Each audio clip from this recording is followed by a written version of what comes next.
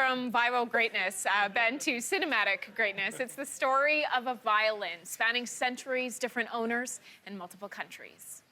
And here she is now, about 72, the so-called Red Violin.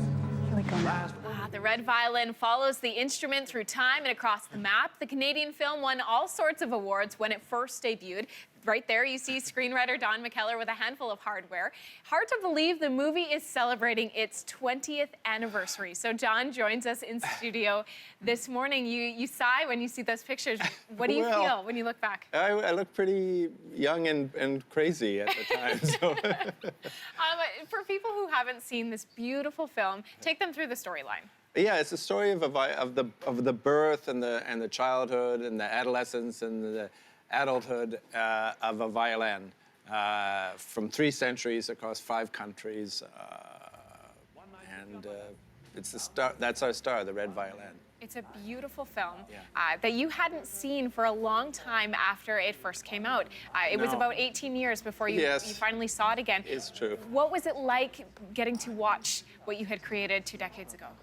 I mean, I saw it at this live orchestra version in New York first with the New York Philharmonic.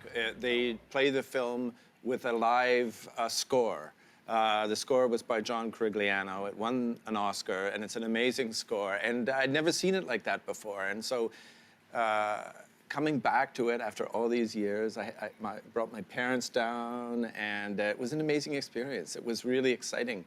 It really sort of brought it to life and sort of revivified the movie. I mean, I was really surprised. I was afraid I was going to cringe at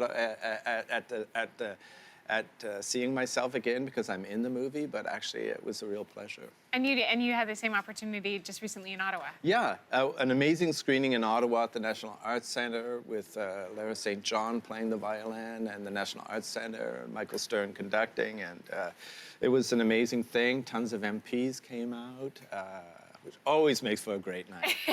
And yeah, no, it's just strange to see the film have another life after 20 years. I mean, the film still hold up. Well, and it does, because it's iconic. You look back, and even your casting, Samuel L. Jackson, Sandra Oh, way back, right? A little tiny part.